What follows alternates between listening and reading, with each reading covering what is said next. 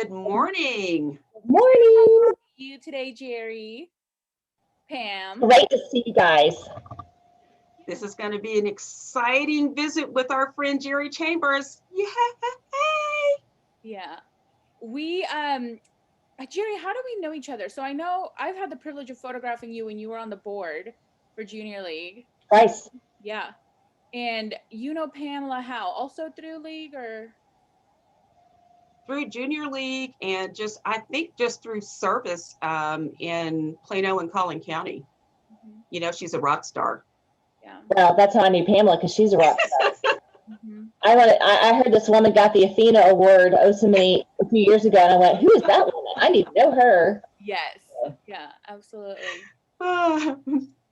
So, Jeri, we're so glad that you're here with us this morning. And I'm going to say one thing, ladies, grab your coffee mugs and let's get going. Yeah. All righty. So let's do this. All right. So, all right, we're going to start it off. Here we go.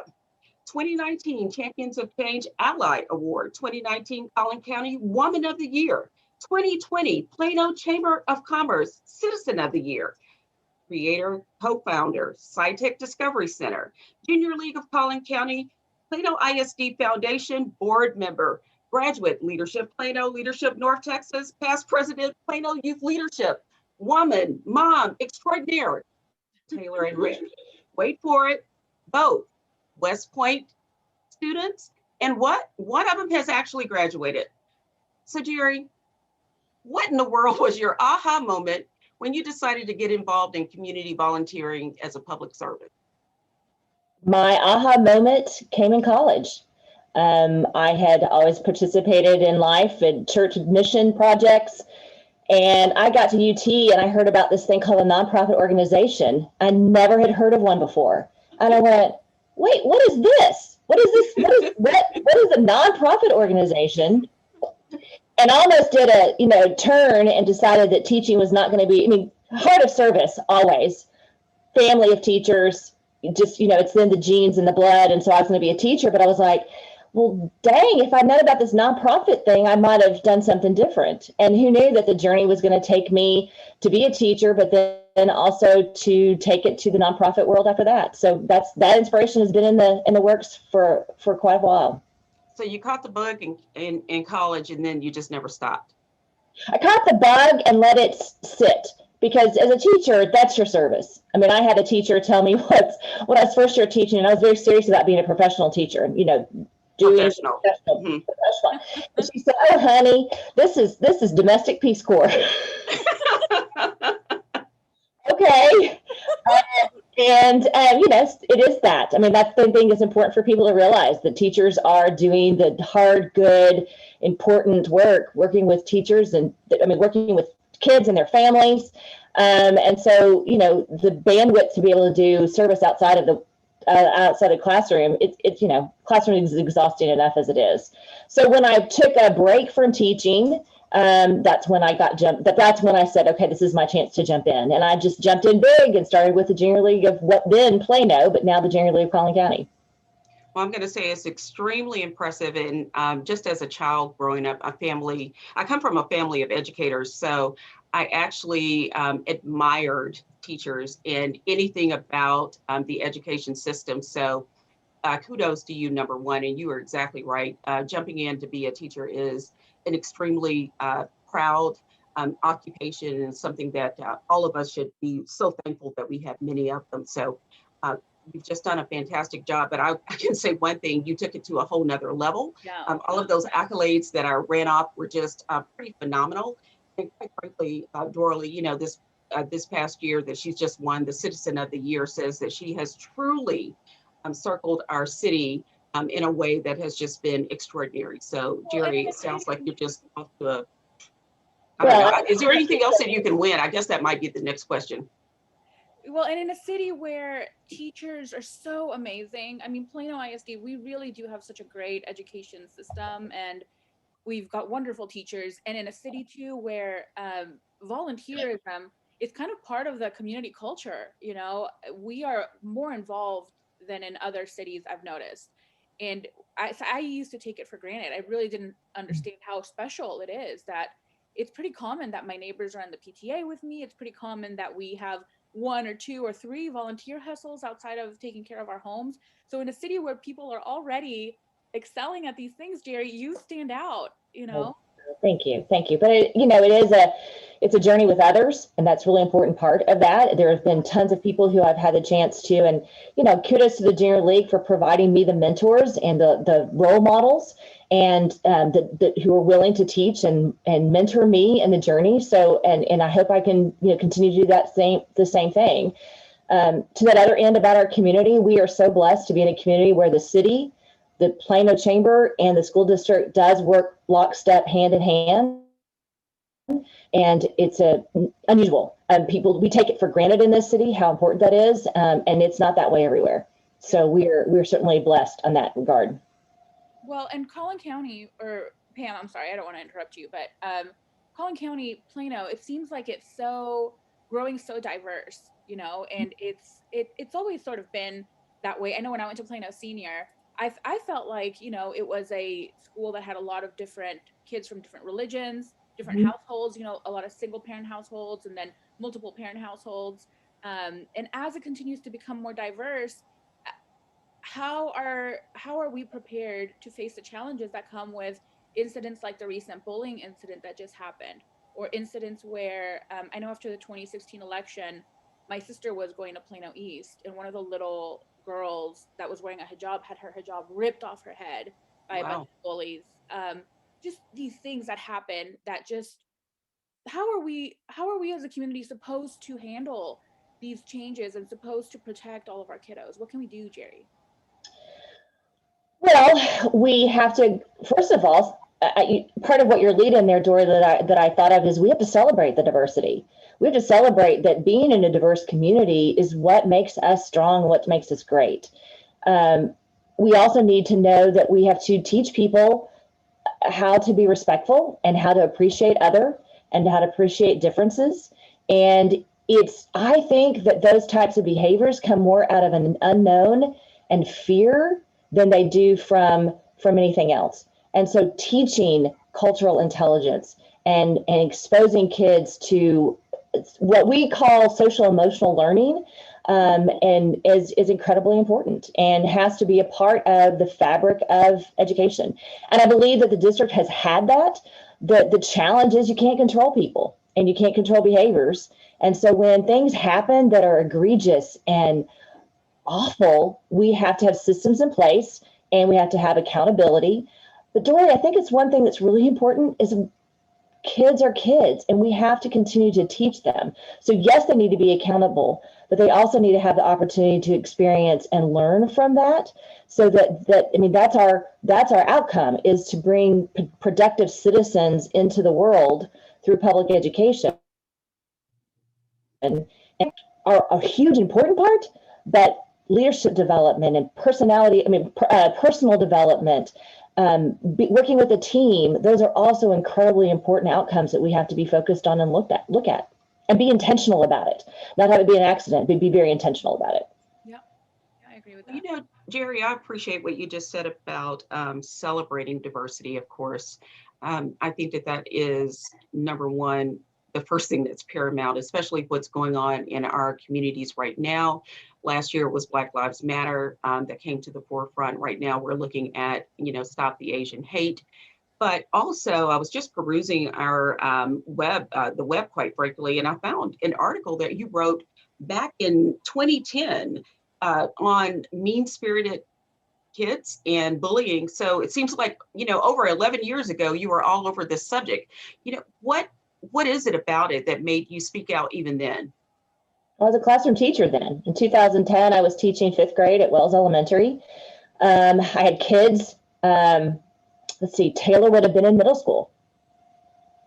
And is that really bad? Well, that's interesting because my daughter Taylor had a lot of issues with bullying and teasing, morally teasing. I'm not sure if sometimes we have an umbrella for bullying for everything, but just being mean. And sadly, or maybe good, I always tell my kids that I love them and I'll pay for the first hour of therapy because I'm probably screwing you up somehow and I don't mean to. But the conversation in our home when she was in middle school was, how were you teased today? And how did you handle it? So this is near and dear. So you had a lot of experience with it. Every day. And some days it wasn't, wasn't teased today, but so-and-so I saw was. What did you do about it? I mean, that conversation was part of our household, which is a sad thing to say, but it's just kids are mean sometimes, and peer pressure and the things that come about with that have those behaviors. And as a classroom teacher, I was heavy strong on respect and how we conduct ourselves in the classroom. And when a kid would say something, I had a kid one time who said something that was racially inappropriate. And I paused, because you want to jump their backsides. You just like, you can't say that. That's horrible. You ask, but kids don't know. There's a lot of, he had no idea that the term he used was considered offensive. And so instead of jumping him, I said, tell me what you think that means. And then he was like, I don't know. And I said, well, it's an inappropriate remark towards an Asian person. It happened to be an Asian at the time. And he was like, I didn't know. I think one of the things I go, now you do. Now you do. One of the things you touched on was how you were, your kids were so fortunate, Jeri, to have you to come home and talk to about issues like that. When I was going to school, my mom was sick, so she wasn't available, and my dad was at work. So if I came home and was bullied or teased, there was no one to say, how'd you handle it? Are you okay? And I think that, tell me if I'm wrong, and tell me how, as community members, we can help, because I hate to always make people feel like disadvantaged communities, or communities where only one parent is available or no parents are available after school, are looking for a handout. But as a community, I do believe that it takes a village, and if I mentor another kid, or I give another kid a ride home, it doesn't just benefit that kid and that family. It benefits my kid and my family, because, we're creating healthier societies. And so how can Collin County, or specifically Plano, how can we make sure that these kiddos get counseling at school? Like, who's going to ping them, Yeah, that's one of the things that was interesting. We just had a conversation and a board table this past week about a ratio of counselors in the district and the work of social workers and their role. And that's an incredibly important role that we have to not only continue to grow as we're able to financially. We have so many financial constraints as a district that it's really hard. I think the thing you said, Dorly, though, that's the key is mentoring. I would love to see, as we are moving forward, now that we have this virtual platform that we're all using, how could we have people mentor kids virtually? Instead of at lunch, them one day a week, them going to the cafeteria, they go someplace where they turn on and they have 20 minutes, 30 minutes with a professional or somebody else who can just have a talk with them and ask them how their life is and listen. That can be very powerful. And that's an opportunity that I think that as we're recovering from, get back to whatever the new normal is. And I think it's important we say that we don't forget and utilize the technologies we have now. I think people do want to mentor, but to take, 30 minutes to drive to a school and 30 minutes to be with a kid and 30 minutes to drive back, that's an hour and a half people have. But if we have a virtual format that we can do that is safe, there's lots of parameters about this. It has to be safe, and it has to, there's lots of things. But I think we're smart enough to figure out that way that person could take 30 minutes of their lunch and spend with a kid. Yeah. That would be powerful. And teachers, parents, the kids themselves could say, hey, this is something I'd be interested in participating in, and we find them a match. But that would certainly take a community-wide effort. Mentoring is a huge piece. Mentoring is huge. Well, you lead, Jeri. We'll follow. Okay, well, we'll figure that out. There are some mentoring programs that are out there. The one that Pamela, we've talked about this, the Links organization doing mentoring in schools. So really, I think we have to, I'm a big fan of not starting a new nonprofit. Correct. Let's use No need. It's called partnership. Let's figure out where the links, the PTAs, Right. the corporate leaders who are wanting to be in this space, how can we have them use their employees and it's doable. And, adopting a school, churches can adopt a school, and maybe they're Right. going to have partnerships. So there's a way, we just need to figure out how to organize that. Again, I'm not a huge fan of starting a new nonprofit. Let's work with what we have going right now. So both of you all said something that struck me. Number one, Jeri, you had kids in PISD and had to go through parenting, i.e. bullying. Dorly, you are a product of PISD and also encountered bullying. So what I have taken away is the more things change, the more things stay the same. So at the end of the day, as we've gone through this whole trajectory, it seems to be that we still have basically the same issue. And it is, I think, what Jeri has touched upon, which is mentoring and thinking of new ways to try to bring our kids up, I guess, if you will, to a different level of how to think of their peers when they're in school, and just how to have better social interactions. So it's not a new thing, even though today on the news, it sounds like, oh my gosh, this is awful. When we hear about different things in different states and different areas. However, it sounds like it's some of the same things that we've been hearing about over the years. So one of the things I've been paying attention to, because I'm kind of a dork, has been watching the Texas legislature, the House committee and subcommittee meetings on legislation that they're looking at passing. And I don't know how high this one up is, and I apologize, I don't know the number, but there is a movement out there to bring in, to your point, Pamela, what has changed is social media. What has changed yes, is this, and that people yes, are recording everything they do here. And, yes, Rick and I have taught very frankly how thankful we are that phones were not in the hands of everyone when my daughter was being harassed, because for that to have been recorded in any way would have been life altering. Recording it and having it out there is a whole different story. So there's legislation out there to require in the TEKS, the Texas Essential Knowledge and Skills, in the 6th grade social studies curriculum, a discussion on what is proper social media behavior, what in explaining to students social media and how. So I love that, and think that is a fabulous addition, and hopefully it will pass. Or there's nothing to say that the district can't consider. Again, the TEKS kind of determine the curriculum, so it's helpful for the state to require it, rather than it being something an extra thing for teachers to put on. I just think it's wonderful, because as our society is changing, the things that our students need to focus on maybe are changing as well. And new studies have found, since the 80s and since the 90s, how maybe we're moving into a society that needs more mentorship and counseling, as opposed to only standardized testing, or only oh my goodness, punishment, yes, or flagging at-risk students, which I've also been reading that is an outdated term, that we shouldn't. The case is being made that we shouldn't use the term at risk, because you're sort of like marking the kids from the beginning, versus the different, they may be well, I just read I'm sorry, I'm just super into it. I just read a study yesterday where they took kiddos and they tested them, and they told the teacher, these are your high performers, your high achievers, and these are your at risk, not so great kiddos, not so intellectually. And at the end of the year, true to form, the good students performed amazingly.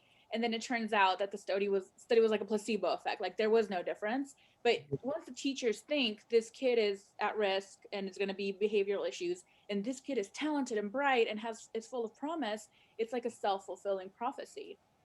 Well, I think part of the education we all need to realize is our kids are all icebergs. We're all as human beings, we are all icebergs. Only the very tip of us is shown. Only the very tip top, and what's going on, what's happening in our families, what's happening for us. Everyone has a story, and everyone has challenges. And so it's important that every teacher recognizes every child. Some may mask what's happening on the outside better than others, but every child has challenges, every child. And how do we support and engage and lift up all kids, to your point?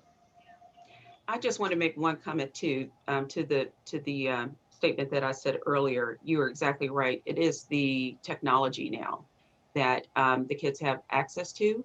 And so when I said more things stay the same, but no, it's become more assertive and more aggressive because now they have more access to see different things and have more ideas about how to make things, I guess, maybe a little bit more aggressive. So I love that information that you gave in regards to the legislation. So thank you for sharing that. So Jeri, you have been on the school board now for, what is it, 2 years? 3 years. Okay, 3 years. And you've decided that you want another shot at it. So you tell us just a bit about Place 6 and what gets you so excited about it. Well, so everyone understands, the places of the school board are just numbers. We can be living anywhere in PISD and what have you. There's some idea that Place 6 certainly serves a specific area. I am here to serve all of PISD, so I think that's really important. 6 is my lucky number, so that's always been. I was born in June, and on the 26th, in a year that had a lot of 6s in it. Well, we won't talk about that. What I'm excited about, Pam, and I'm an educator. I have a master's degree in educational administration and supervision. I've had school law. I've been a team leader. I've been very involved in school. And I will tell you, the learning curve that I have faced in being a school board member has been tremendous. It is a steep learning curve. Now, I've been complimented by my colleagues as I came to the table, very prepared and ready to start on day one. But to understand school finance, to understand how legislation works and how TEA and the relationships and all those things, it's challenging to navigate. And there is a whole lot to learn and a whole lot of relationships to build. And so in the course of the last 3 years, I think I've done a really good job of building relationships, of listening to people, of learning, of working hard. 20 hours a week is not unheard of for me to spend preparing for board meetings and being out in the community. And that's on top of having a full-time job. Which I love dearly because it's a community job. Right. But so I'm not done. I'm not done learning, but I'm also really in a great sweet spot, I think, of having 3 years of experience that now I actually have an opportunity to lead, to be able to all 7 of us lead from where we are, and I find my voice and I really hope to have the opportunity to continue doing it. For that, I'm not done because I feel like I'm just now kind of hitting my sweet spot. Now, that may be, reflective of, well, she's kind of slow because it took her 3 years to get there. But I really do think that when anyone thinks about a position, there's just a really steep learning curve. And so what did you use or what did you tap into to make that ascension? As you said, it was a steep learning curve. What did you find to be the most helpful to get you there? Mentoring. What did you look into? Listening and learning from the other board members, figuring out how they work and how things go. It's really important to dig into the board operating protocols. I've served on the board operating protocols revision committee now for 2 years. Okay. And to learn how, I know Robert's Rules of Order, but it's just, school board rules and how you navigate and how you get things moving forward. Completely different. It's different. It's different than junior league. It's same. Thank goodness for junior league for giving me equipment for there, but there's still learn. I attend as many workshops and as many trainings as I possibly can to continue on. I love interfacing. Well, I think this is one thing I really do bring to the board is I have friends in school districts all over the state.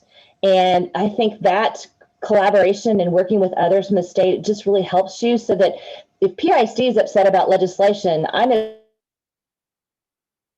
somebody else in another part of the state that thinks, no, it would help us. So we got to work together as a state and work as a team. And so those relationships are really important. I really enjoy my colleagues in Allen ISD and Frisco ISD and, Richardson ISD and having their friendships. I think that's really important. And I think it's made me a better school board member for Plano. So Jeri, I have to say this. You are an avid learner. Now, this is the one thing, as Oprah says, and this I know for sure, because whenever I know whenever I'm out and about in the community and I'm attending their training, there you are. And whenever I visit with you, you always are sharing something that you've just attended, something you've just learned, and then you articulate it. And I told Dorly, I said, you're kind of a stats person to me. You can say the percentage of kids that are doing this or that, or where we are in the community. But that's very, very impressive. And you tend to stay very abreast of what's happening, always currently in our market. So I definitely can say that you are on top of things. So thank you for that. And I do appreciate it. And you do seem to be very involved and care about the diversity of our city and the diversity of the kids and what's best for the different demographics. So that's something that I'm sure that we all need here. And I would like to think that it's something that you visited with families about as you've been a board member. Is that something that you have communication with families from time to time? Or, I mean, how do you do that? I mean, how do you go about that work? Well, I hope that, I give my phone number out to people readily for people to call and talk to me. And I love to hear things. The advantage of me being where I am in life is my children are gone and I can give more time because I don't have distractions of other humans in the house. But I have a disadvantage of not having humans in the school district. And so I really tap into my friends who have kids in the school district and ask them to please share with me what you're hearing, sharing what's happening, and exposing, especially during this past year when it's been just unprecedented. So that's important to me, is that reach out. Now, there are limitations. We have board operating protocols. If you send an email to the PISD email, the board president has to respond on behalf of the board. Those are our rules. So that can be frustrating for me sometimes because I want to, but if you call me on the phone, I can talk what I can, and I appreciate this. Now my phone's, if my phone starts ringing off the hook, I'm gonna hurt you, Pamela. But no, I'm kidding. And I have some go-to people who call me that I appreciate so much, and they're willing to have hard conversations with me, and I'm willing to have hard conversations to listen and figure out. We are a community, and it's going to take, I am one of 7, but we are 7 of 52,000 kids and families representing, 280,000 Plano citizens, but we serve 10 municipalities. People don't realize that we have parts of 10 municipalities that we serve, and so hearing those perspectives are very important. Well, thank you so much for being here this morning and discussing with us. Absolutely. If you we'll share some of the links on the video of how people can get mentorship and how they can connect with PISD. But thank you so much for running, and of course we'll share your campaign page. Please do. Thank you guys so much. Appreciate you. Thank you, Jeri. It was a pleasure.